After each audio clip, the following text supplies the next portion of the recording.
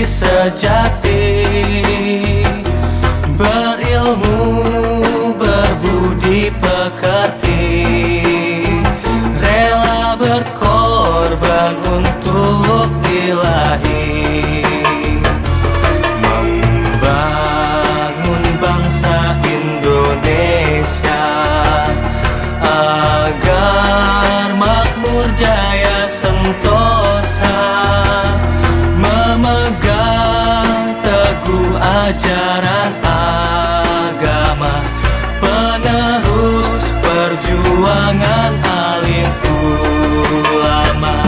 Oh ibu bapak, izinkan kami doakan putramu ini yang sedang menuntut ilmu Allah demi kejayaan agama Islam.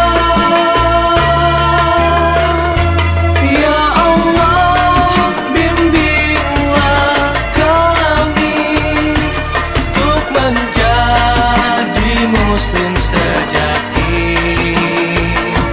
bermanfaat di dunia, bahagia akhiratnya. Pondok pesantren Tebu Ireng mencetak santri sejati, berilmu, berbudi pekerti, rela berkorban untuk ilahi, membangun bangsa Indonesia agar makmur jaya sentosa, memegang teguh ajaran agama, penerus perjuangan alim ulama. Oh ibu bapak, izinkan kami doakan putramu ini yang sedang menuntut ilmu Allah demi kejayaan agama Islam. Ya Allah, bimbinglah kami untuk menjadi muslim sejati, bermanfaat di dunia, bahagia akhiratnya, bahagia akhiratnya.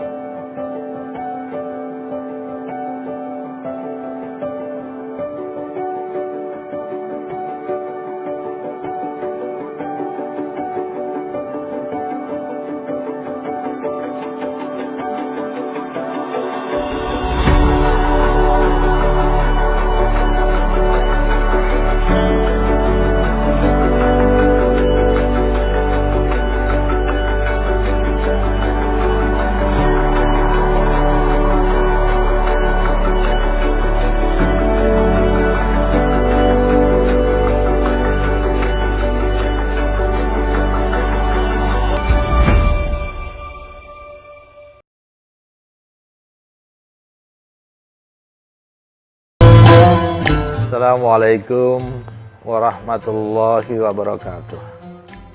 Bismillahirrahmanirrahim. Alhamdulillahirabbil alamin. Salatu wassalamu ala asrofil anbiya'i wal mursalin Sayyidina wa maulana Muhammad wa ala alihi wa sahbihi ajma'in. Amma ba'd. Bersama ini saya mengucapkan selamat datang kepada para santri. Ini saatnya santri memulai kembali kegiatan belajar mengajar. Tetapi karena kondisi yang ada saat ini, karena ada pandemi COVID-19, maka dengan mempertimbangkan keselamatan dan kesehatan, kita akan mengundang santri secara bertahap.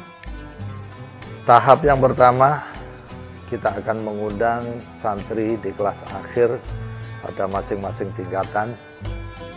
Kemudian masuk kembali ke Pondok Tebu Ireng ini melalui satu proses isolasi, kemudian kita laksanakan rapid test agar kita semuanya bisa mengetahui kondisi masing-masing santri, dan mudah-mudahan semuanya dalam kondisi yang sehat sehingga semua santri yang kembali ke Tebu Ireng ini bisa melanjutkan untuk kegiatan-kegiatan yang ada di Pondok Tebu Ireng ini. Yang tahap berikutnya kita akan mengundang lagi kelas-kelas yang lain, tetapi itu pun dengan pertimbangan-pertimbangan kondisi yang ada di lingkungan Tebu Ireng ini maupun di lingkungan Kota Jombang maupun dari asal santri berada. Oleh karena itu, ini dengan mempertimbangkan kondisi kesehatan, kondisi lingkungan yang ada ini, kita berharap semuanya tetap dalam kondisi sehat, semuanya bisa melaksanakan, bisa melanjutkan kegiatan belajar mengajar ini. Dan kita mohon kepada para wali santri juga, sama-sama kita berdoa, semoga apa yang sekarang ini kita hadapi segera berlalu, supaya kita semuanya mampu untuk melaksanakan, melanjutkan kegiatan belajar mengajar ini. Juga saya sampaikan kepada para santri yang ada di cabang-cabang Tebu Ireng sampai dengan Tebu Ireng 15. Saya sampaikan selamat datang kembali ke Pondok Pesantren. Semoga segera bisa memulai kegiatan belajar mengajar. Dan ini semuanya, marilah kita ambil hikmah apa yang terkandung di dalam kondisi saat ini. Ini pandemi, kalau kita renungkan lebih dalam, ada hikmah yang terkandung di dalam situ, di mana kita bisa mengambil hikmah bahwa ini saat-saat kita untuk mendekatkan diri kepada Allah Subhanahu wa Ta'ala. Dan marilah kita sama-sama berdoa. Juga saya mohon kepada para wali santri, sama-sama kita berdoa, hikmah yang terkandung itu menjadi satu manfaat yang besar bagi kita semuanya. Dan untuk bisa memulai kegiatan belajar mengajar ini, mari juga kita berdoa semoga pandemi COVID-19 ini segera berakhir. Demikian, wallahu muwaffiq ila aqwamit thoriq. Assalamualaikum warahmatullahi wabarakatuh.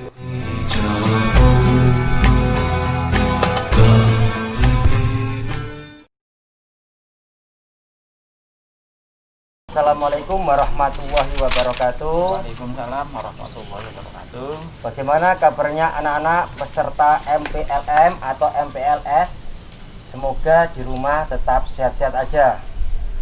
MPLS atau MPLM yang dulu sering kita sebut dengan MOS diadakan dengan tujuan yaitu mengenalkan program-program sekolah, sarana prasarana sekolah, kemudian cara pembelajar secara efektif. Nah, adik-adik mengikuti kegiatan MPLM ini dimohon mengikuti semua sesi-sesi kegiatan MPLM ini.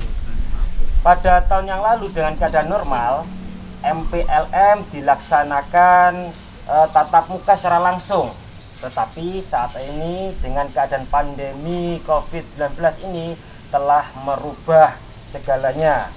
Tetapi harus tetap belajar di rumah, kemudian ibadah di rumah dan bekerja di rumah. Karena keadaan saat ini pembelajaran tatap muka secara langsung tidak mungkin bisa karena pemerintah melalui Kementerian Pendidikan dan Kebudayaan telah membuat beberapa kebijakan-kebijakan dalam dunia pendidikan. Pembelajaran tatap muka secara langsung boleh diadakan dengan syarat-syarat yaitu zona hijau. Sedangkan di Indonesia sendiri zona hijau hanya 6%. Jadi sangat memungkinkan kita pembelajaran melalui daring dalam jaringan atau secara online. Untuk kebijakan-kebijakan pemerintah bermacam-macam untuk di dunia pendidikan. Pada sesi kali ini kita akan membahas tentang kebijakan pesantren Tebu Ireng. Persiapan di tahun ajaran baru ini dalam keadaan pandemi saat ini atau new normal saat ini. Sebelum wawancara kita mulai membahas tentang kebijakan, saya memperkenalkan diri saya dulu. Nama saya David Sugiarto, salah satu kesiswaan di unit pesantren Tebu Ireng.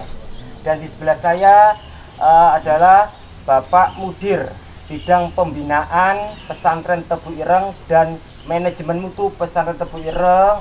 Beliau adalah Bapak Haji Kusnadi Said, SHMSI. Assalamualaikum Bapak. Waalaikumsalam, Mas David. Gimana, sehat David? Alhamdulillah sehat Bapak. Sebelum kita berbincang-bincang membahas tentang kebijakan pesantren Tebu Ireng mengenai dunia pendidikan, di sini ada beberapa pertanyaan yang akan kami sampaikan. Yang pertama adalah bagaimana tanggapan Bapak mengenai kebijakan pemerintah pembelajaran daring tersebut?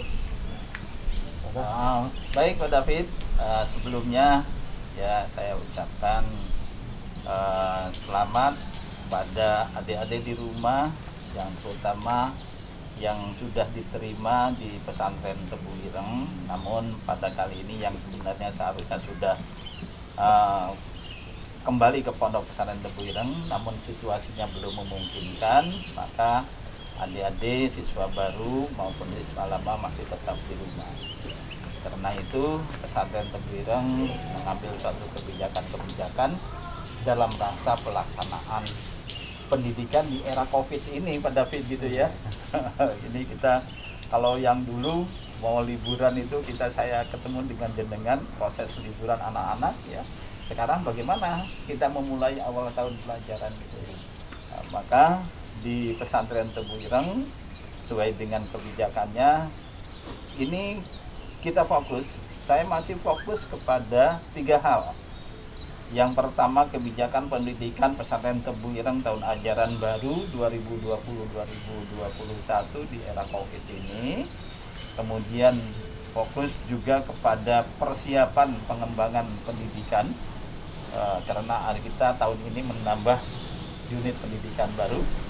Kemudian yang ketiga, kita adalah menyiapkan protokol kesehatan di bidang pendidikan. Nah, itu kebijakan kita pada era COVID ini dalam rangka tahun ajaran baru akan dimulainya tentang masalah tahun baru di pondok pesantren Tebu Ireng. Ini Pak David, para siswa dan para wali murid yang di mana saja berada ya. Maka kebijakan pesantren Tebu Ireng yang pertama di dalam masalah melaksanakan memulai pembelajaran baru tahun 2020, kita awali dengan menyesuaikan kalender pendidikan. Karena kalender pendidikan kita ya, kalender pendidikan dari pemerintah, dalam hal ini dari Dinas Pendidikan, tidak modifikasi, kemudian kita sesuaikan dengan kegiatan pesantren, sehingga kita menggunakan kalender pesantren Tebu Ireng. Namun hari efektif adalah sama. Yang merubah kalender pendidikan itu patokannya jumlah hari efektif ya. Menambah boleh, ngurangi hari efektif nggak boleh. Nah, kita banyak hari efektifnya kita banyak, melebihi dari kalender pendidikan yang dari pemerintah. Kenapa? Karena hari-hari libur nasional kita tidak libur, kecuali 17 Agustus ya, kita libur hari besar Islam ya, keagamaan ya, hari raya Idul Fitri itu libur kita. Sedangkan Imlek, kemudian tahun ada UTS. Ya, yang UTS itu kita tidak libur sehingga menambah jumlah hari efektif. Sehingga saya leluasa untuk mengatur tentang masalah program pendidikan, terutama di dalam program pembelajaran. Nah, berdasarkan kalender pendidikan di Pesantren Tebu Ireng untuk tahun 2021, awal KBM kita mulai pada tanggal 15 Juli. Ya, pada 15 Juli. Namun tanggal 15 Juli itu mulai KBM-nya. Adapun siswa tidak langsung tatap muka dengan siswa. Nah, kapan langsung tatap muka dengan siswa? Kita nanti menunggu kebijakan pengasuh. Ya, itu. Sehingga kalau pengasuh sudah memberikan kebijakan dengan edaran anak kembali, maka tahun ajaran baru tatap muka dilaksanakan. Namun sebelum tatap muka dilaksanakan, ini tahun ajaran barunya dimulai 15 Juli 2020. Ya, otomatis kalau anak-anak belum ke sini, berarti kita gunakan sistem daring, ya, pembelajaran jarak jauh lah, pembelajaran jarak jauh. Karena itu nanti dalam kebijakan pondok pesantren, kalau nanti anak sudah diizinkan untuk kembali, itu kita bagi bertahap. Tahap pertama akan kita panggil adalah kelas 3, ya, kelas 3. Nah, kelas 3 ini berapa persen? Hasil survei kemarin terakhir 30 Juni, itu hasil survei anak kelas 3 yang siap kembali ke pesantren itu 60%. Sedangkan 40%-nya ada yang tidak jawab, ada yang jawab tidak setuju, ada yang tidak bersedia. Nah, kalau nanti terjadi anak kelas 3 sudah kembali program ke pesantren, itu ada 60%, berarti guru itu nanti mengajar tatap muka pada yang 60%. Nah, yang 40% yang masih di rumah tetap menggunakan sistem daring, tetap yang di rumah juga dilayani, ya. Sama mempunyai haknya kan gitu. Sehingga yang di rumah kita tetap layani dengan sistem daring, yang sudah ke sini maka kita menggunakan langsung tatap muka. Akan tetapi proses anak-anak tatap muka ke sini, waktu dipanggil ke sini, itu ada prosesnya lagi. Jadi anak-anak ke sini, ya, itu nanti dikarantina selama 14 hari, kemudian dirapid. Bagi yang sehat tidak ada masalah, anak-anak ini langsung masuk ke asrama. Bagi yang ada permasalahan dengan kesehatan, mudah-mudahan tidak ada, ini bagiannya puskesmas. Nanti disehatkan dulu anak, baru nanti kembali ke pesantren. Nah, itu nanti dikarantina selama 14 hari yang kita siapkan ruangannya di gedung Ma'had Halim. Nah, sekarang sudah siap, ya, nanti tinggal menunggu perkembangannya saja. Nanti kalau sudah anak kelas 3 masuk, akan disusul dengan kelas 2. Dan akan disusul terus anak kelas 1. Saya perkirakan kalau toh nanti misal kalau misalkan bulan Juni, Juli ini ada yang masuk, diperkirakan nanti bulan awal September baru masuk ke sini semua. Kalau suasananya memungkinkan, ya. Kalau suasananya tidak memungkinkan, merah terus apalagi hitam. Ya, kita karena apa? Kita harus menyelamatkan kesehatan anak-anak, kesehatan guru-guru dan semuanya gitu. Terima kasih. Iya, itu Pak David. Berarti untuk pesantren Tebu Ireng salah satu kebijakan diambil adalah yang pertama kalender pendidikan itu dikolaborasi dari pemerintah, dikolaborasi dengan kalender pendidikan di pesantren. Yang paling penting acuannya itu adalah hari efektifnya, kayak gitu nggih. Dan kegiatan belajar mengajar akan dimulai tanggal 15 Juli. Itu. Terus kapan santri itu masuk, menunggu informasi berikutnya. Yang jelas kedatangan santri nanti akan datang bertahap. Nah gitu. Kemudian dikarantina selama 14 hari, kemudian dilakukan rapid test. Setelah rapid test nanti ada tindak lanjutnya. Selanjutnya kemudian baru menginjak ke proses berikutnya. Itu. Begini Bapak, untuk pertanyaan berikutnya yaitu bagaimana rencana pesantren Tebu Ireng mengelola pembelajaran daring bagi santri kelas 10? Baik Pak David. Jadi di pesantren ini ya pada umumnya ya, pada umumnya, khususnya di Tembuirang. Pembelajaran di era COVID ini berbeda gitu dengan sekolah-sekolah di luar pesantren. Kenapa? Kalau di luar pesantren itu pembelajaran itu ada pembelajaran jarak jauh itu sudah otomatis langsung anak-anak semuanya di rumahnya masing-masing. Tapi pesantren nanti ada anak yang sudah dipanggil ke sini untuk masuk. Tapi ada sebagian mungkin orang tuanya belum mengizinkan karena situasi dan kondisi dan sebagainya, masih di rumah. Nah, sebab itu di pesantren di Tembuirang kita membuat solusi, membuat opsi. Jadi nanti guru-guru itu melaksanakan program, kalau ada siswa yang sudah ke sini, ada santri yang ke sini, ya yang jelas anak kelas 3, maka yang kelas 3 itu yang hasil survei 60% itu langsung mengikuti tatap muka setelah dia dikarantina. Nah, sekarang sisanya yang masih di rumah tetap kita layani dengan menggunakan pembelajaran jarak jauh. Sehingga guru kelas 3, guru yang ada waktu itu ada dua versi. Jadi ada guru mempersiapkan pembelajaran tatap muka, guru harus menyiapkan juga untuk pembelajaran daring di rumah. Nah, waktunya bagaimana? Itu nanti wakakurikulum yang ngatur bagaimana itu ya untuk pelaksanaannya. Nah, namun pembelajaran jarak jauh ini ya Pak David ya, kalau pandangan saya, kalau untuk pandangan saya di era COVID ini nggak jadi masalah. Ya, jadi masalah. Nah, tapi kalau Pak Menteri atau Mas Menteri mengatakan itu mau dipermanenkan, saya khawatir pasca COVID itu kok masih daring. Saya khawatir seperti itu. Kalau tuh selama daring ini, selama COVID ini mau digunakan langsung dipermanenkan daring terus, ya monggo. Tapi setelah COVID ini ya nggak bisa. Ya, Pak, berat. Kalau daring itu untuk menyelesaikan materi itu sangat berat sekali. Ya, bukan hanya materi, Pak. Kita untuk sistem daring pembelajaran jarak jauh, ini pendapat saya. Ya. Itu kan hanya mentransfer pengetahuan saja, pembelajaran saja. Pendidikannya nggak ada.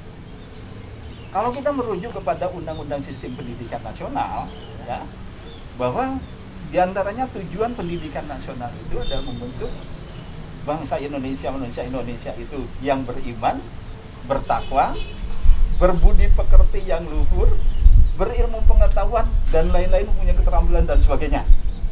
Nah, otomatis ini yang pokok utama adalah keimanan, ketakwaan, budi pekerti, ilmu pengetahuan. Nah, keimanan, ketakwaan, budi pekerti ini kan harus langsung dengan tatap muka dengan gurunya, karena harus dengan contoh-contoh dan penilaian-penilaian sehari-hari secara berkelanjutan. Sedangkan untuk pengetahuan seperti daring ini bisa saja tanpa pembelajaran guru juga bisa, tinggal buka YouTube saja, nanti pelajarannya apa tinggal lihat di situ tanpa guru nggak jadi masalah, ya. Tapi kalau kita untuk mencakup pembelajaran itu ada pendidikan dan pengajarannya ini dengan sistem daring, pendidikan yang nggak masuk kalau menurut saya, cuma mentransfer ilmu pengetahuannya saja. Nah, ini kalau kita nanti dipermanenkan untuk sistem daringnya, bagaimana dengan moral-moral anak bangsa di masa yang akan datang? Begitu ya? Ya, tapi memang untuk daring ini kan kita dituntut untuk meningkatkan nilai-nilai karakter pada siswa. Ya. Nah, di situ yang paling utama sangat berperan itu adalah orang tua. Ya. Orang tua di rumah itu sebagai guru, sebagai partner belajar pada anak kayak gitu. Tapi apakah orang tua itu bisa maksimal loh Pak? Kayak gitu. Betul Pak David, untuk pendidikan karakter, akhlak, moral juga peran orang tua ya juga sangat dominan. Iya. Tapi orang tua selama pandemi dia apa ada kesempatan, ada waktu selalu menunggui anaknya. Iya. Sedangkan jenengan bayangkan, kalau anaknya itu misalkan 4, 3 sudah sekolah semuanya. Ada yang di TK, ada yang di SD, ada SMP, atau ada yang di SD, ada SMP, SMA, ya. Orang tua harus menyesuaikan dengan anak-anak tiga-tiganya ini bagaimana untuk mengarahkannya gitu ya.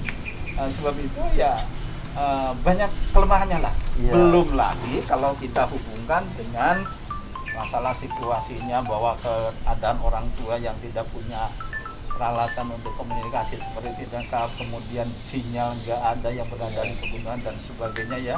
Sehingga ada yang mengatakan itu, ada yang berpendapat sistem daring itu hanya bisa diakses oleh orang-orang kaya dan orang yang di perkotaan saja katanya gitu. Iya, betul. Tapi kenyataannya seperti itu kan. Iya. Sebab itu mudah-mudahan sistem daring ini tidak lama-lama lah. Amin. Segera lagi normal seperti biasanya sehingga tujuan pendidikan nasional itu tercapai. Iya. Tapi kalau seperti ini terus tujuan pendidikan nasional tidak akan tercapai. Nah, itu untuk pembelajaran daring, Bapak. Hmm.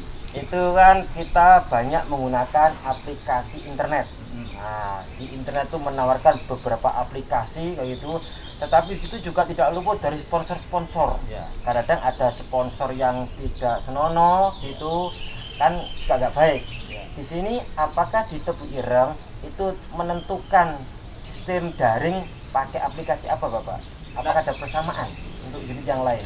Untuk di pesantren Tebu Ireng dengan sistem daring karena yang dilayani itu tadi ya. Iya. Kalau tahap pertama anak ke sini anak kelas 3 berarti Bapak Ibu guru itu dia harus mempersiapkan pembelajaran yang pertama tatap muka, yang kedua sistem daring. Sedangkan untuk kelas Bapak Ibu guru yang mengajar di kelas 2 dan kelas 1 ini full Daring. semua. Kecuali nanti anak kelas 2 sudah menggeser bisa masuk. Nah, nanti kelas 2 ada berapa yang masuk? Misalkan cuma 60%, berarti 40% anak kelas 2 harus dilayani juga dengan sistem daring. Jadi kemudian juga demikian juga anak kelas 1. Cuma yang kita kesulitan ini permasalahannya ada anak kelas 1. Kelas 1 ini kan ke sekolah, sekolahnya belum tahu, gurunya juga belum tahu muridnya. Nah, sebab itu nanti saya awali untuk anak-anak kelas 1 itu pengenalan pondok pesantren, pengenalan sekolah ini oleh masing-masing unit. Dan nanti sekolah-sekolah sudah membagi kelas-kelasnya, gitu ya. Nah, sehingga nanti pembagian kelas-kelasnya itu bagi anak-anak yang sudah daftar ulang. Nah, tapi bagi anak-anak yang berdasarkan yang tidak diterima, saya khawatir kemudian tidak jadi ke sini, ya. Akhirnya kita menghambat proses administrasi kita. Jadi sehingga seperti itu. Nah, kemudian pelaksanaannya sudah saya sampaikan kebijakan saya kepada kepala sekolah, ambil disamakan semua unit itu sama. Kalau model apa gitu ya? Model classroom. Classroom. Ya monggo silahkan. Mana yang lebih mudah dilaksanakan. Ya, itu supaya seragam semua unit. Kemudian pelaksanaannya Bapak Ibu guru tidak melaksanakan di rumah tapi di sekolah. Yang di rumah biar anaknya saja. Jadi saya mewajibkan bahwa guru ketika melaksanakan program daring itu dilaksanakannya di sekolah, sehingga yang di rumah cukup anak-anak saja. Saya khawatir nanti dan kalau dan segalanya, kalau dilaksanakan di rumah, anaknya di rumah, kemudian bapak atau ibu gurunya baru bangun, kemudian langsung memberi pelajaran, apalagi mohon maaf ini Pak David ya, masih dasteran pakaian kayak begini, pakai kaos singlet, wah ini nanti makan tidak mendidik pada karakter anak. Makanya kalau di sekolah nanti saya sudah perintahkan kepada kepala sekolah, di sekolah itu harus ada tim IT yang mendampingi guru itu. Nanti kalau ada guru misalkan ada yang kurang begitu paham, segera dibetulkan oleh tim IT-nya. Nah, sehingga pelaksanaannya bisa jalan.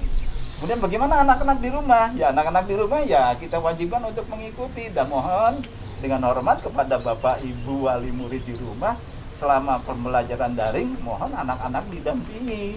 Ya kalau ya saya mohon maaf juga kalau Bapak Ibunya dua-duanya kerja. Nah ini bagaimana membuat pengaturannya bagaimana di situ ya. Sedangkan kita itu sudah diatur tentang pembelajarannya gitu ya. Untuk pembelajarannya itu.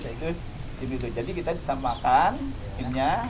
Kemudian mana yang dipakai yang mudah dilaksanakan oleh Bapak Ibu guru, tapi pelaksanaan Bapak guru disentralkan di sekolah, guru yang di rumah itu anak-anak saja. Jadi seperti ini ya. Nanti santri masuk pertama kali adalah kelas 3 dulu ya. Dan tidak menutup kemungkinan adalah kesiapan orang tua. Kalau orang tuanya ingin anaknya kembali ke pondok, berarti orang tua sudah siap harus mengikuti aturan pondok.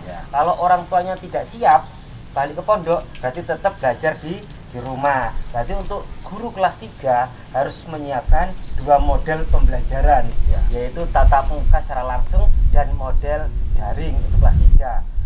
Nah, kalau santri yang masuk, apakah ada protokol yang harus disiapkan Bapak untuk madrasah atau sekolah tersebut?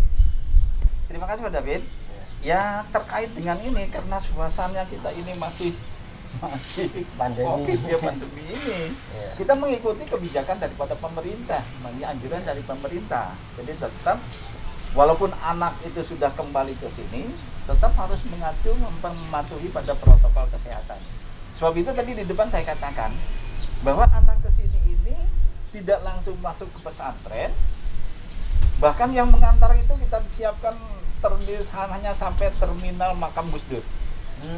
Orang tua tidak boleh masuk ke tempatnya isolasi.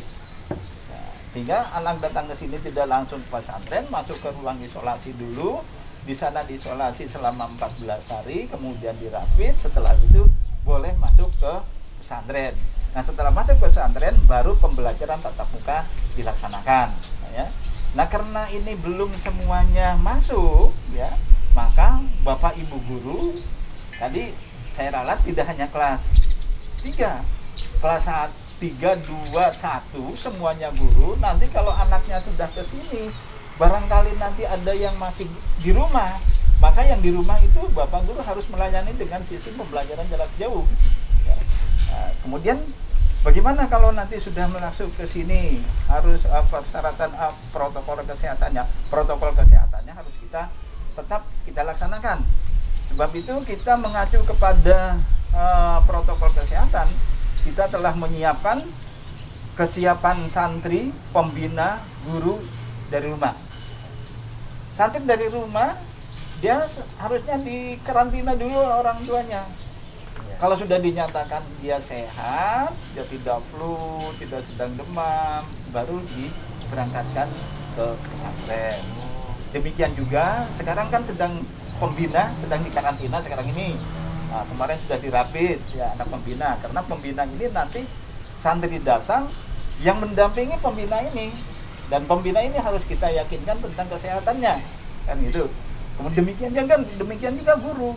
Ya, tapi karena di sini di data saya ini yang harus kita selamatkan kesehatannya di era COVID ini, setelah nanti proses pembelajarannya, muridnya jumlah santri semuanya kurang lebih 4.000-an ya, kurang lebih 4.000-an ya. Kemudian jumlah guru, pembina dan karyawan itu 1.244.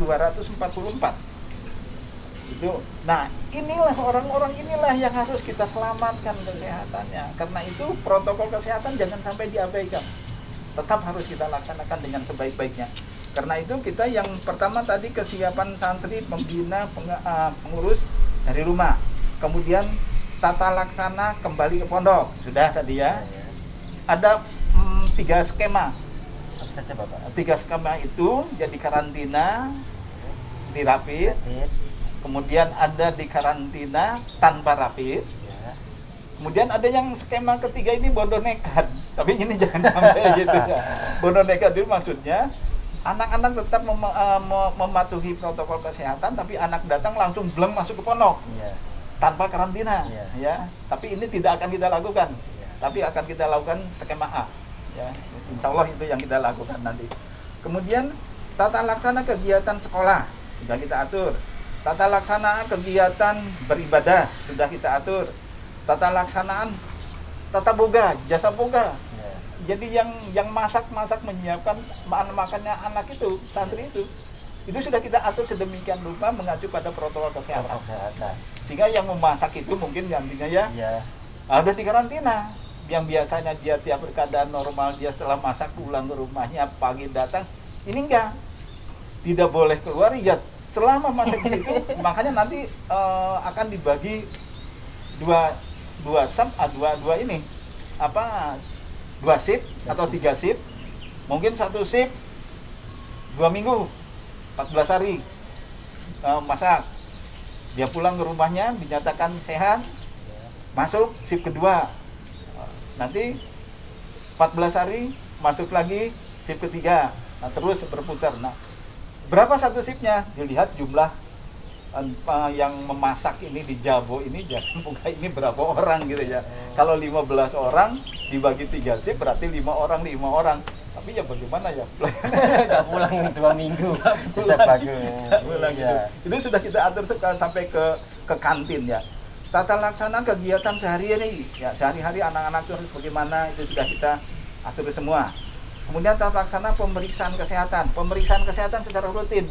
Walaupun hasil rapid anak-anak itu sehat, masuk ke pondok, selama ada di pondok secara berkala kesehatannya akan dicek semua. Jadi secara berkala, gitu ya. Itu tentang tata laksana pemeriksaan kesehatan. Kemudian kesiapan fasilitas. Mulai fasilitas itu masalah tempat cuci tangan, pengadaan sabun ya, kemudian untuk penyemprot ruangan cuci tangan dan sebagainya, ini disiapkan semua oleh yayasan, oleh pondok pesantren ya. Karena itu nanti untuk mengacu pada protokol kesehatannya itu, di sini ada kesiapan santri dari rumah. Kesiapan santri dari rumah, kesiapan fisik, dia harus sehat. Kemudian membawa peralatan makan minuman sendiri, sebaiknya sendok lebih dari 1 dan diberi nama. Nah, dari rumah sudah disiapkan, Tidak joinan. tidak join. Kemudian membawa masker minimal 7. Kenapa 7? Ya, 7 itu di seminggu 7 hari, berarti tiap hari ganti. Nah, tapi nanti kita akan diberi oleh pesantren ya, disiapkan oleh pesantren juga ada ya nanti untuk anak-anak. Tapi dari rumah sudah membawa minimal 7 lembar.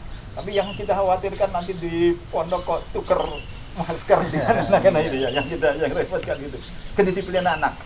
Kemudian membawa sajadah yang tipis ya, karena mudah dibawa sudah sehingga tidak dipakai oleh yang lainnya.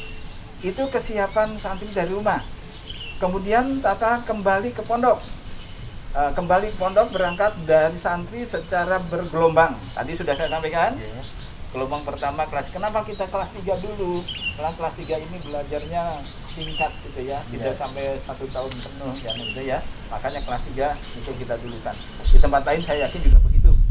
Kemudian memperhatikan kegiatan mengenai protokol penggunaan sarana transportasi dan diusahakan menggunakan kendaraan pribadi. Jadi upayakan kalau tidak masih bisa diupayakan itu datang ke sini dengan kendaraan pribadi ya. Nah, kalau menggunakan kendaraan umum tetap harus patuh pada protokol kesehatan ya. Kemudian santri menuju tempat isolasi, sudah saya tempatkan tadi. Jadi datang diantarkan oleh orang tuanya sampai terminal, kemudian jalan kaki ke tempat isolasi, kan dari terminal ke tempat isolasi kan dekat. Orang tua tidak boleh hanya cukup sampai terminal saja, nggak boleh ikut. Gitu ya. Kemudian pengantar tidak bisa memasuki area isolasi. Sudah saya sampaikan. Kemudian menjalani rapid test pada hari ke-10. Jadi 14 hari. Nah, dapat 10 hari ini di rapid test. Nah, di rapid test ya, hari ke-10-nya. Kemudian wali santri atau keluarga tidak diperkenankan menjenguk selama pandemi belum berakhir. Tidak boleh. Biarkan aja. Percayakan aja pada pesantren daripada nengok santrinya kemudian bawa virus dari luar. Gitu ya. Nah, itu tata laksana untuk kembali ke pondok. Sekarang bagaimana yang penting kita, karena kita di sekolah. Bagaimana di sekolah? Nah, memastikan kondisi tubuh seluruh warga sekolah. Memastikan kondisi tubuh seluruh warga kepala sekolah. Yang dikatakan warga sekolah, mulai kepala sekolah sampai tukang kebersihan. Kepala sekolah, guru, siswa, tukang sapu dan sebagainya. Siapkan betul-betul kesehatannya fit. Itu yang untuk yang pertama. Kemudian memperhatikan pengaturan mengenai protokol penggunaan sarana transportasi. Kedua, melakukan screening awal berupa pengukuran suhu tubuh. Jadi anak-anak semua pakai termogan, menggunakan termogan. Dan ini guru sudah kita laksanakan untuk screening kesehatannya. Jadi sudah saya laksanakan, sudah saya instruksikan kepada kepala sekolah kerjasama dengan puskesmas, semua guru sudah di screening dan dipastikan sehat. Dan dipastikan sehat. Datanya ada di puskesmas, ada. Datanya ada. Kemarin selama 1 minggu itu, karena tiap harinya itu 2 shift, satu shiftnya 20, berarti guru. 40 guru. Nah, itu kurang lebih guru sekitar 350-an gitu ya. Kemudian melakukan cuci tangan ya dengan sabun sebelum dan sesudah kegiatan belajar. Jadi baik guru maupun siswa sebelum masuk ke ruangan itu cuci tangan, setelah selesai Bapak Ibu guru ngajar cuci tangan. Anak-anak juga demikian. Makanya tempat cuci tangan itu kita sediakan di tempat di depan kelas masing-masing, satu kelas satu, sudah selesai semuanya. Sudah siap, sudah selesai ya. Malah kemudian mengurangi kontak bersalaman dengan pengasuh, guru dan teman-teman selama masa pandemi belum dinyatakan berakhir. Gak boleh salaman. Ini dunia sudah kembali terbalik. Dulu kita santri, siswa harus hormat pada gurunya. Kalau jenengan belajar adabul ta'lim itu jelas itu ya. Harus hormat dengan pengasuh, apalagi dengan pengasuhnya, dengan gurunya, dengan sesama temannya. Sekarang dilarang. Cukup memberikan hormat saja ya kepada guru, pada pengasuh dan juga dengan teman-temannya. Menjaga jarak. Ini sudah saya ukur, Pak. Jadi kemarin seminggu yang lalu saya langsung terjun sendiri di SMA ini. Di SMA ini saya dengan tukang kebersihannya. Coba jenengan isi satu ruangan ini 25. Setelah 25 saya evaluasi terlalu mepet. Katanya isi 20. Akhirnya begitu diisi 20 itu hampir 1,5 meter jaraknya antara satu nih. Jadi kita nanti akan menerapkan kalau sudah mau tatap muka satu kelas itu diisi 20 siswa. Nah, bagaimana Pak? Kalau kejadian misalkan jumlah anak kelas 3 itu satu kelasnya misalkan ada 4 kelas, tiap kelas 30. Iya. Sedangkan satu kelas diatur 20, sisa 10. Sisa 10. 4 kelas sisanya 40. Iya. Nah, berarti kita membuka kelas baru 2. Iya. Nah, yang tadinya 4 kelas menjadi 6 kelas. Nah, itu. Ada kelas yang ada karena kelas 1 dan kelas 2 belum masuk. Iya. Nah, itu gampang. Bisa diatur ya Ya. untuk fasilitasnya. Demikian penjelasan dari saya mengenai kebijakan pesantren dalam pelaksanaan pendidikan di era Covid ini. Walaupun banyak yang saya akan sampaikan, namun karena kita dibatasi dengan durasi waktu, maka saya akhiri yang pertama, mari kita sama-sama warga sekolah, ya, keluarga pesantren Tebuireng, termasuk Bapak Ibu wali murid di mana saja ada, termasuk anak-anakku semuanya yang mondok di pesantren Tebuireng, mari kita berdoa kepada Allah Subhanahu wa taala dengan memohon agar Covid ini segera berakhir sehingga kita bisa melaksanakan proses pembelajaran normal seperti biasanya. Kemudian yang kedua, untuk Bapak Ibu guru, saya harapkan untuk segera menyiapkan persiapan pembelajarannya. Ada 2 hal yang harus disiapkan, persiapan untuk tatap muka, persiapan untuk sistem daring. Kemudian untuk tatap muka itu nanti kita pembelajarannya juga kita batasi, tidak seperti biasanya. Kalau sudah waktu normal kita full day, keluar jam 3:30 ya. Selama Covid ini nanti tatap mukanya hanya dimulai 7:30 sampai jam 12.20. Dan itu pun anak-anak diusahakan, anak-anak bisa senang, anak-anak bisa ceria, bahkan di antara waktu jam 7:30 sampai jam 12 itu ada beberapa menit yang anak-anak disuruh berjemur dan olahraga bersama. Bersama. Itu sudah kita siapkan itu ya. Kemudian untuk siswa, kalau sudah ada keputusan dari pengasuh untuk kembali ke pondok, bagi yang orang tuanya sudah yakin, hakul yakin ingin memesantrenkan ke pondok pesantren Tebuireng, mengirim anak-anaknya, dipersilahkan untuk mengirim anak-anaknya berdasarkan nanti keputusan pengasuh kapan putra-putrinya harus kembali ke sini.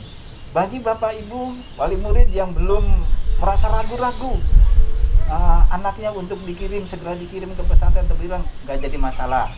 Pembelajarannya tetap kita layani dengan sistem daring. Tapi itu nanti berarti kembali ada gurunya menyiapkan sistem daring dan juga sudah menyiapkan sistem tatap muka.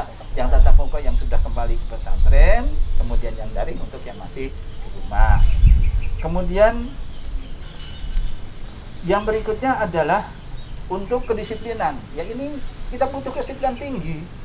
Ya kita kok saya amati ya selama pandemik ini ya bangsa Indonesia ya termasuk kita ya. Iya. Ini kedisiplinannya kan sangat rendah sekali gitu. Iya. Nah, nanti anak-anak juga, nah di sini bagaimana kita solusinya? Persiapan kita agar anak-anak disiplin menggunakan tetap memakai masker, cuci tangan, jaga jarak ya. Maka di setiap unit ada satgas, ada gugusnya. Di setiap sekolah ada gugusnya, di pondok ada gugusnya, ada gugus yang mencakup semua pesantren yang disebut pesantren Tebuireng ya. Nah, tapi di unit-unit ada gugus-gugusnya. Sebab itu pada intinya kita untuk di daerah COVID itu ada yang dikarenakan apa? New normal gitu ya. New normal itu ya sebenarnya bukan kita bebas seperti normal biasa, tapi tetap mematuhi ketentuan protokol kesehatan. Di antaranya wajib masker, kemudian cuci tangan dengan sabun, dengan air yang mengalir, kemudian jaga jarak, ya, kemudian jaga kesehatan, yang selalu mengkonsumsi vitamin. Kan gitu ya. Itu penutup dari saya Pak David, kurang lebihnya saya mohon maaf ya, dan terima kasih. Assalamualaikum warahmatullahi wabarakatuh. Terima kasih Bapak. Tadi setelah dijelaskan tentang kesiapan santri masuk ke dalam pondok, kapan masuknya, menunggu informasi berikutnya. Yang jelas nanti datanya bertahap, dan itu pun bagi orang tua yang sudah siap anaknya kembali ke pondok dan harus mengikuti protokol yang telah ditentukan oleh pesantren. Salah satunya yaitu sebelum kembali ke pesantren, anak tersebut harus dikarantina di rumah dulu dan dipastikan kesehatan, karena kita mengutamakan adalah keselamatan. Itu nih Bapak nggih, kita mengutamakan keselamatan. Semoga saja di masa pandemi COVID-19 ini dalam proses pembelajaran itu tetap berjalan dengan sebagaimana tujuan pendidikan, yaitu semoga anak didik kita menjadi anak didik atau santri yang unggul, santri yang berprestasi, santri yang berakhlakul karimah, dan dalam hidup mendapatkan ridho Allah. Dan saya sebagai pembawa acara pada sesi kali ini, kami mohon maaf jika ada tutur kata yang kurang berkenan di hati para adik-adik semuanya, dan kami akhiri wabillahi taufiq wal hidayah wa ridwan wal inayah. Wassalamualaikum warahmatullahi wabarakatuh. Waalaikumsalam.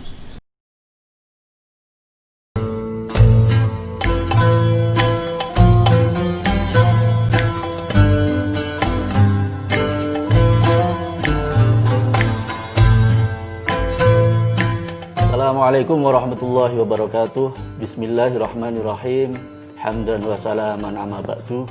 Yang kami hormati, kami cintai siswa-siswi baru SMP A Wahid Hasyim Tebuireng, saya ucapkan selamat datang di sekolah kita tercinta ini. Mudah-mudahan meskipun hanya di dunia maya tidak mengurangi silaturahim kita pada kesempatan kali ini. SMP Wahid Hasyim Tebuireng berdiri tahun 1975 sebagai jawaban dari banyak sekali permintaan orang tua yang ingin memondokkan anaknya tapi tidak tertinggal dengan pelajaran umum. Ini juga membuktikan bahwa Tebuireng sangat konsen sekali dalam hal ilmu pendidikan. Bisa dilihat dalam sejarah bahwa Hadratus Syekh Kyai Haji Wahid Hasyim sudah mempelopori memberikan pelajaran umum kepada para santrinya pada eranya waktu itu. Visi kami SMP A Wahid Hasyim Tebuireng adalah terbentuknya manusia yang beriman, unggul dalam prestasi, peduli lingkungan dan mandiri. Dan alhamdulillah sudah banyak sekali prestasi yang diraih anak-anak kami, baik di tingkat nasional, kemarin sudah mengikuti lomba tahfidz di Makassar, maupun mengikuti lomba sains matematika di Jakarta, Banjari, kemudian basket, futsal, dan sebagainya. Untuk itu, marilah kita bersama-sama mengembangkan diri kita di sekolah kita tercinta ini. Sekian, Assalamualaikum warahmatullahi wabarakatuh.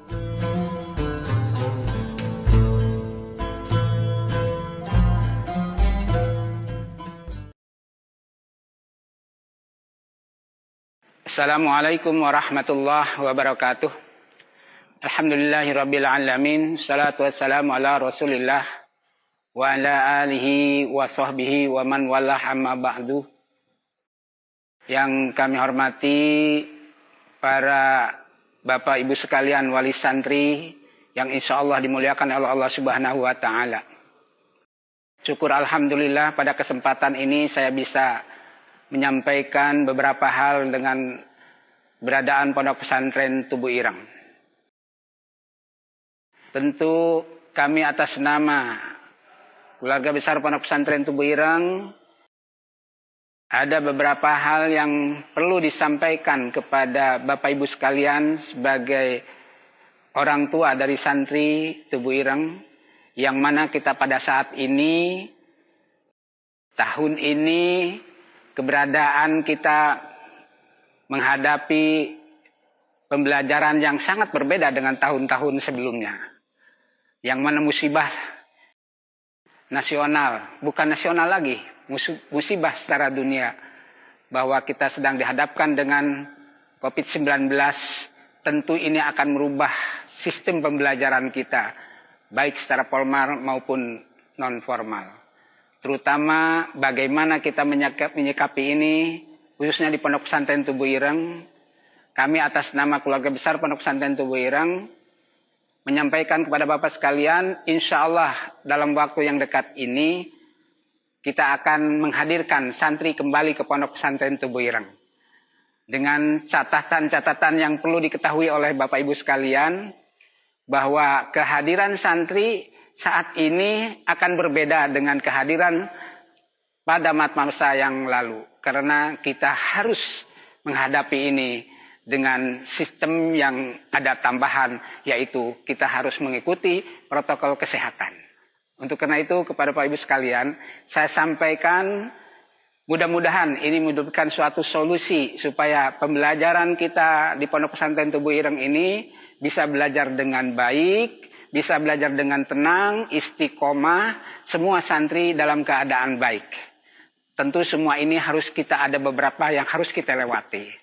Pertama, kami sampaikan kepada Bapak Ibu sekalian, sebelum anak-anak kita diberangkatkan ke Pondok Pesantren Tubuh Ireng, pertama, anak-anak kita harus diisolasi dulu selama kurang lebih 14 hari di rumah. Apa tujuannya? Supaya betul-betul nanti berangkat ke Tubuh Ireng itu dalam keadaan sehat, tidak terpapar COVID-19. Yang kedua, kalau sudah siap untuk memberangkatkan anak-anak kita, maka di hari yang telah ditentukan oleh Pondok Pesantren Tubuh Ireng, Bapak Ibu sekalian, jangan lupa, jangan sampai terlewatkan. Pertama, harus membawa surat rapid test. Yang mana anak kita setelah di rapid test, insya Allah dengan membawa surat rapid test, kita anggap bahwa itu salah satu penunjang bahwa anak-anak kita dalam keadaan sehat. Ini jangan sampai tertinggal. Yang mana rapid test itu sesuai dengan yang telah ditentukan, jangan sampai ada rapid testnya kadaluarsa. Jadi 1 hari sebelum berangkat rapid test, besok dibawa, insya Allah itu masih bisa dipakai untuk sebagai bukti bahwa santri kita telah di rapid test. Untuk perjalanan dari rumah ke Tubuh Ireng, kalau dulu mungkin kita bebas-bebas saja, ada yang pakai kereta api, ada yang pakai pesawat, ada yang bis dan lain sebagainya dari masing-masing daerah. Tetapi saat ini Bapak Ibu sekalian harus berkorban kita bersama-sama. Artinya berkorban meluangkan waktu untuk mengantar anak-anaknya. Ini suatu kewajiban bahwa anak-anak kita wajib atau harus diantar oleh orang tua dengan kendaraan pribadi atau charter seperti itu. Sesampainya di Tubuh Ireng, tidak langsung masuk ke asrama, tetapi panitia di Tubuh Ireng sudah menyiapkan, ada gugus pesantren Tubuh Ireng yang mana semua santri akan dikarantinakan dulu atau akan diisolasi dulu selama 14 hari. Begitu sampai di Tubuh Ireng, seperti mana biasa waktu kita berangkat, yaitu dari parkir Gus Dur, di situ sudah ada panitia, sudah ada tim yang akan mengatur santri-santri. Ya. Kemana dari situ? Dari parkir Gus Dur, mereka akan dibawa ke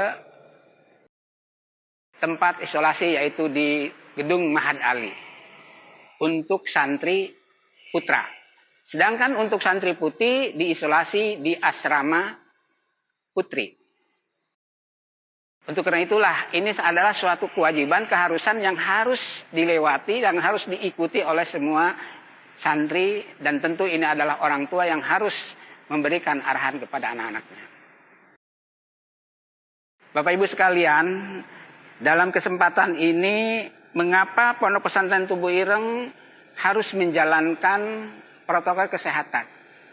Ini merupakan upaya kita supaya anak-anak kita terhindar, anak-anak kita selamat, tidak sampai terpapar, apalagi sampai kena dengan yang dikatakan virus atau COVID-19. Ini yang perlu Bapak ketahui semuanya. Jadi tadi sudah saya sampaikan bahwa berangkat harus membawa rapid test. Wajib diantar oleh orang tua. Tidak boleh pakai kendaraan umum. Tadi sudah saya sampai di Tubuh Ireng, harus santri nanti diatur, dan di situ ada panitia dari gugus COVID Tubuh Ireng, gugus protokol Tubuh Ireng, maka semua santri akan diatur oleh tim yang telah kami tentukan. Ada screening yang dilakukan oleh kesehatan Pondok Pesantren Tubuh Ireng, karantina 14 hari, dan di hari ke-10 santri nanti akan di rapid test kembali. Kalau dinyatakan setelah di rapid test di hari ke-10, maka santri itu baru kita geser ke asrama. Nah, insya Allah kalau sudah di asrama dianggap semuanya sudah aman dari virus COVID-19. Bapak Ibu sekalian, anak-anakku sekalian, para santri, tentu ini semuanya kita berupaya, berusaha.